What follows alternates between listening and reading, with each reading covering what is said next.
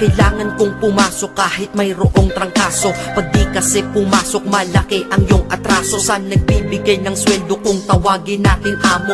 Kailangan doble kayod para amo ay maamo. Sa sobra mong trabaho parang ang sama-sama mo. Sa iyong anak na di mo na laging maasikaso. Kailangan yung buksan ang isipan na sarado. Sa buhay minsan talo at hindi laging panalo.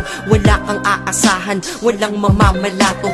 Pag di ka nagtrabaho, buhay mo ay lalalato. Kahit pagod ka na, ang sinasabi mo, wala to. Kailangan kong pumasok kahit mayroong trangkaso. Pag di kasi pumasok, malaki ang iyong atraso. Saan nagbibigay ng sweldo kung tawagin natin amo? Kailangan doble kayod para amo ay maamo. Sa sobra mong trabaho parang ang sama-sama mo. Sa iyong anak na di mo na laging maasikaso. Kailangan yung buksan ang isipan na sarado. Sa buhay minsan talo at hindi laging panalo.